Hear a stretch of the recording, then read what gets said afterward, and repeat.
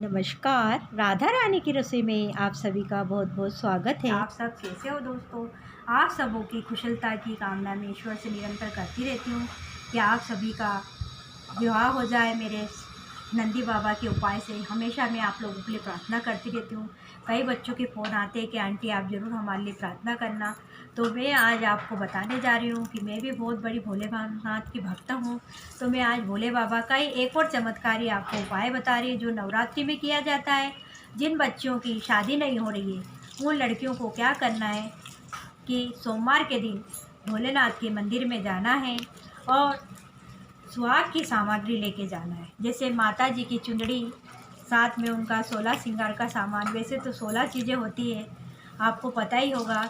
बिंदी, काजल, महावर, नथनी, हार, चूड़ी, मंगलसूत्र, मांग का सिंदूर, पायजब, बिछिया, कंगन, चूड़ियाँ, हरी चूड़ी, लाल चूड़ी, पीली चूड़ी, जैसे भी आपकी इच्छा हो। आप वैसे तो हरी चूड़ी चढ़ाइए। हरी चूड़ी सौभाग्य की प्रतीक होती है। तो आप सारा 16 श्रृंगार का सामान, आप चुंदड़ी नहीं चढ़ाना चाहते हो तो आप पूरी साड़ी भी चढ़ा सकते हैं। साड़ी का कलर लाल, हरा कैसा भी हो सकता है। तो सारी स्वाद की सामग्री आपको ले जाना है। साथ में मेहंदी है, महावर है, जो भी आप सब इकट्ठा कर लीजिए। और भोलेनाथ को भी अगर आपको चढ़ाना है तो भोलेनाथ को आपको उनका पगड़ी, कुर्ता पजामा या धोती, इस तरह से उन्हें भी चढ़ाना है, क्योंकि दोनों को ही चढ़ाना चाहिए। तो आपके विवाह के योग बनने चले जाएंगे। कई बच्चों को हमने ऐसा बताया भी है और कई बच्चों ने ऐसे किया है और उनको ज़रूर लाभ हुआ। तो आप भी इस एक छोटे से उपाय को कर लीजिए। इस नवरात्रि में माँ गौरा को मना लीजिए और फिर देखिए इसका चमत्कार। और भोले बाबा को तो मनाना ही है साथ में, क्योंकि दोनों को मनाइए तो आपका आगे वैवाहिक जीवन भी सुखमय होगा और आपको कोई भी समस्या नहीं आएगी वैवाहिक जीवन में। क्योंकि भोलेनाथ तो बहुत ही प्रसन्न हो जाते हैं, सभी को वरदान देते हैं, संतान का भी वरदान देते हैं। तो हमने संतान संबंधी भी उपाय आपको पहले कई बार बता चुके हैं। हमारा वो उपाय भी काफ़ी अच्छा है, उसे भी आप कीजिए जिन लोगों को संतान नहीं होती। और भोले बाबा से प्रार्थना भी कीजिए। आप उसके लिए 16 सोमवार का व्रत भी कर सकते हैं। वैसे तो मैंने कई बच्चों को गुरुवार का व्रत भी बताया है कि कंटिन्यू 5 गुरुवार आपको गुरुवार का व्रत करना है। उसमें आपको एक टाइम भोजन करना है और भोजन में पीला खाना सबसे पहले, चाहे चने की दाल भिगी हुई हो या पूरन पोली की दाल हो या पीला नुक्ती का लड्डू हो, कोई भी पहले थाली में रखना है और प्रसाद स्वरूप उसको खाना है। उसके बाद ही घर का जो भी खाना बना हुआ उसे आपको ग्रहण करना है। ऐसा आपको 5 गुरुवार तक करना है। इससे भी आपकी शादी के योग जल्दी बनने लगेंगे। और यह मैंने भी किया था आज से 25 साल पहले। और एक काम और आपको बताती हूँ कि अगर आपकी कोई सहेली है और उसकी शादी हो रही है और उसे मेहंदी लग रही है तो उस समय उसकी थोड़ी सी मेहंदी उसके हाथों से ले लीजिए और अपने हाथ में लगा लीजिए। इससे भी शादी के योग जल्दी बनने लग जाएंगे। मैंने पहले भी एक बार लाइव आई थी तब भी बताया था। और दूसरी बात और एक और बताना चाहती हूँ, क्योंकि मैं तो मायके में हमेशा दुल्हनों को मेहंदी लगाती थी और हर बार मेरे हाथों में तो यूं ही मेहंदी लग जाती थी, क्योंकि मेरे हाथ तो हमेशा मेहंदी के रंगे होते थे। क्योंकि मेहंदी लगाते हैं जब किसी को तो बार बार कोन को ठीक करना होता है, तो मेहंदी तो हाथों में यूं ही लग जाती, 2 उंगलियों में तो हमेशा लगती रहती। तो मेरा योग तो भाई 18 साल की उम्र में ही आ गया था और मेरे तो काफ़ी रिश्ते भी आए। तो इसलिए मैं आप लोगों को ये छोटी छोटी बात आपके साथ शेयर कर रही हूँ, जो आप इन बातों को ध्यान रखते हुए कर लीजिए। साथ में एक बात और ज़रूरी बताना चाहूँगी कि आपकी कोई भाभी हो या आपकी कोई सहेली हो जिसकी शादी हो चुकी है, उसका शादी का जोड़ा हो, चाहे चुन्नी बेस हो, चाहे उसकी शादी की साड़ी हो, उसे आप पहन लीजिए और पूरा श्रृंगार कर लीजिए जैसे दुल्हन का होता है। बिंदी वगैरह, पूरा हार वार, जैसे दुल्हन तैयार होती है पूरा 16 श्रृंगार करते हुए आप तैयार हो जाइए और अपने एक कमरे में पूरा 16 श्रृंगार करके कमरे में रहिए। इस तरह से आप पूरा मेकअप कर लीजिए। तो इससे भी आपका योग जल्दी बन जाएगा और आपकी शादी अवश्य ही होके रहेगी। ये मेरे आजमाए हुए उपाय है, मैंने कई बच्चों को बताए हैं और मेरी कई सहेलियों ने भी किए और मैंने खुद ने भी किया था।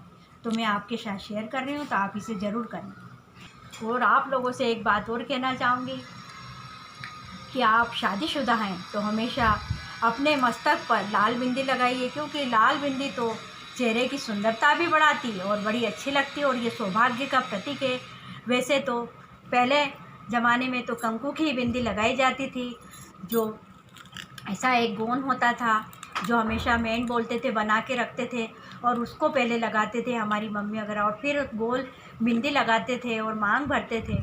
तो ऐसा करने से कई जो पहले की स्त्रियां हैं हमेशा सौभाग्यवती बनी रहती, ऐसा सुहागन रहती थी। और ऐसी कई लेडीज़ हैं जिनको मैंने हमेशा देखा है और वो हमेशा सुहागन ही रही। तो आप लोग भी हमेशा लाल बिंदी लगाइए, साथ में मांग भी भरिए, और जब भी आप मांग भरिए तो उत्तर दिशा में मुख करते हुए सिर पर पल्लू लेते हुए, अगर आप गाउन पहनते हैं तब भी अपनी चुन्नी को डालते हुए फिर मांग को भरिए और इस मंत्र का जाप कीजिए। को आप बोलिए मांग भरते समय, शरण्ये वरण्ये शुकारण्ये पुण्ये नमो देवी दुर्गे शुभीमनाद भवानमभितं च मां पाये भदे नमस्ते नमस्ते नमस्ते भवानी माँ। इस तरह से कि मेरे सिंदूर की लाज रखना, मेरी मांग की लाज रखना, मेरे पति को लंबी उम्र देना।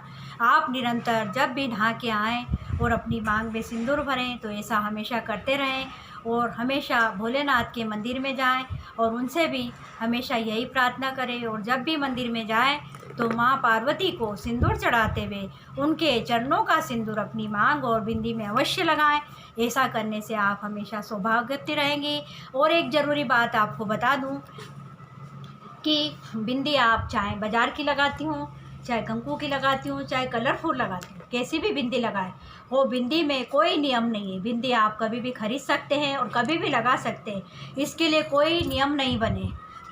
क्योंकि कई बार ऐसा होता है कि बिंदी ख़त्म हो गई, तो इसमें कोई नियम नहीं है कि आपको कब खरीदना है। कभी भी आप बिंदी खरीद सकते हैं और कभी भी अपने मस्तक पे लगा सकते हैं। आपको इस बात का ध्यान रखना है। और एक ज़रूरी बात कि जब भी आप अगर चूड़ी बदल रहे हैं तो आपकी चूड़ी हमेशा एक तो हाथ में रहना ही चाहिए, पूरा हाथ कभी खाली नहीं करना चाहिए। और दूसरी बात, सूत्र के बारे में जानकारी दे रही हूँ कि जब भी अगर आपका मंगलसूत्र का धागा टूट जाए तो आपको नया मंगलसूत्र पहनना हो तो सबसे पहले एक मोती जो आपका मंगलसूत्र का पहले वाले का है उसे एक लंबे धागे में पिनो लीजिए और फिर गले में डाल लीजिए। गला भी आपको कभी खाली नहीं रखना है, क्योंकि आजकल की लड़कियां शादी के बाद भी मंगलसूत्र नहीं पहनती। इसका बड़ा महत्व होता है। हमेशा अपने गले में छोटा सा तो मंगलसूत्र हमेशा पहनना ही चाहिए, और अपनी मांग में भी सिंदूर रखना चाहिए, और साथ में एक बिंदी तो अवश्य लगाना चाहिए।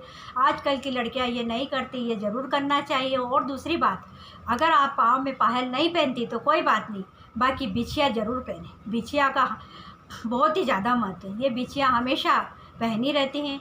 बिछिया का भी ऐसा ही है, आप कभी भी बिछिया अगर आपकी टूट रही है तो आप बदलने से पहले झट से आप पहले बदल लीजिए और नंगे पाँव नहीं रहिए, बिना बिच्छी के न रहे। यह करने से आपके सौभाग्य में हमेशा वृद्धि होती रहेगी। ये छोटी छोटी बातों का आपको हमेशा ध्यान रखना है कभी भी। और एक और ज़रूरी बात, आप नवरात्रि में जब भी माँ दुर्गा के मंदिर में दर्शन करने जाएं या माँ पार्वती के दर्शन करें या भोले बाबा के मंदिर में जाएं तो आप नव दुर्गा में भी ये काम कर सकते हैं। जब भी आप मंदिर में जाएं तो वहाँ दर्शन करें, चाहे आप कुंवारी हों चाहे शादीशुदा, तो वहाँ पर निरंतर लोग हों माँ को चूड़ी चढ़ाने आते, चाहे वो चूड़ी हरी हो चाहे लाल हो।